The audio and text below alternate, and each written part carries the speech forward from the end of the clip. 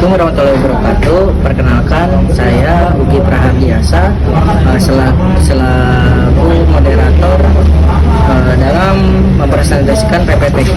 PPT kita yaitu proses produksi masako. Lalu ada anggota kelompok kita berisikan 3 orang, yaitu Gunawan Nurfiki, lalu saya Ugi Prahardiasa, lalu ada Citra Dwi Septiani. Selanjutnya latar belakang PT Ajinomoto. PT Ajinomoto ada perusahaan multinasional berasal dari Jepang yang dikenal sebagai produsen bumbu penyedap rasa. Perusahaan Ajinomoto didirikan oleh Dr. Ikeda dan Suborusuke Suzuki II pada tahun 1909. Lalu produk Ajinomoto di Indonesia. Produk Ajinomoto di Indonesia memiliki berbagai produk mulai dari penyedap rasa, bumbu masakan siap pakai, saus hingga mie instan. Lalu ada beberapa contoh produk Ajinomoto di Indonesia. Yang pertama ada Ajinomoto MSG, lalu ada Masako, Saori, Mayumi, Yam Yam, Berdi, Azi Plus dan Kaldu Plus dan Gyoza.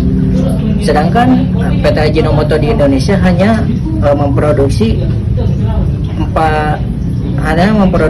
3 macam produk, yaitu Masako, Sajiku, dan Saori. Lalu ada proses produksi Masako yang akan dipresentasikan oleh teman saya, yaitu Gunawan Nurfiki. Materi selanjutnya akan dibawakan oleh saya, Gunawan Nurfiki. Selanjutnya ada proses produksi Masako. Proses produksi Masako ada 6 tahapan. Yang pertama ada proses EMP, extract meat powder. Yang kedua ada proses drying cooling. Yang ketiga ada proses shaping. Yang keempat ada proses metal chasing. Yang kelima ada proses transfer to hopper. Yang keenam ada proses pengemasan. Baik, ya, selanjutnya ada proses EMP. Apa itu proses EMP? EMP adalah extract meat powder. Proses produksi Masako dilakukan dari pembuatan ekstrak daging sapi, BEMP, beef extract meat powder, dan ayam dengan output ekstrak berwujud granula. Kemudian granula ekstrak yang sudah jadi dikirim ke Masako Board untuk dilakukan proses berikutnya berupa pencampuran ekstrak dengan rempah dan bumbu sesuai dengan resep yang telah ditentukan. Selanjutnya proses kedua yaitu proses drying cooling. Setelah bumbu dan bubuk dari ekstrak daging dicampur dan berubah menjadi granula, kemudian dilakukan proses berikutnya, yakni proses pengeringan dengan menggunakan steam. Tujuannya untuk mengurangi kadar air dalam bahan sesuai dengan standar proses daging, dilakukan menggunakan mesin fluidizer bed dryer. Selanjutnya proses ketiga yaitu proses shaping.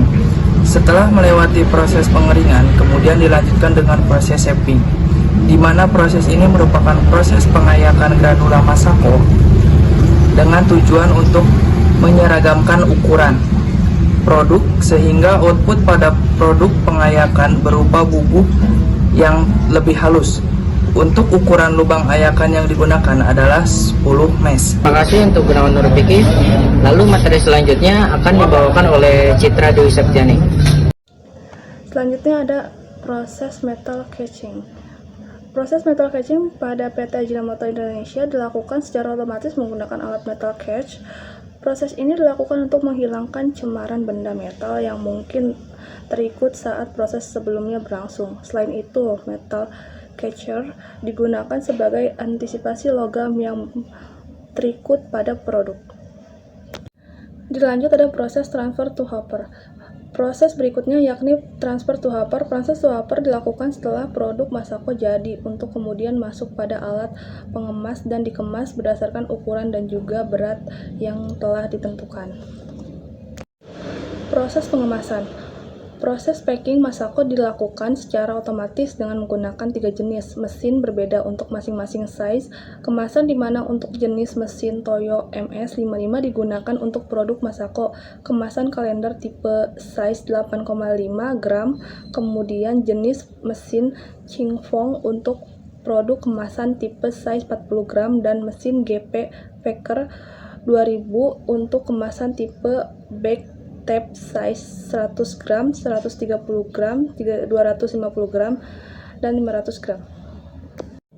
Dan yang terakhir ada proses produksi Masako. Langkah pertama itu penerimaan daging di pabrik, kemudian penggilingan daging, lalu diberikan bumbu-bumbu dan dimasukkan ke penggilingan, kemudian pengeringan menggunakan fluid bed layer, lalu pengemasan, kemudian pengemasan dalam kotak, dan terakhir ada pengemasan dan pengiriman.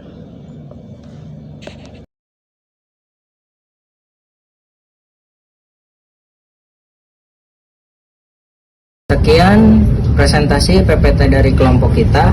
Mohon maaf jika ada kata yang kurang pantas atau yang kurang dari kelompok kita. Wassalamualaikum warahmatullahi wabarakatuh.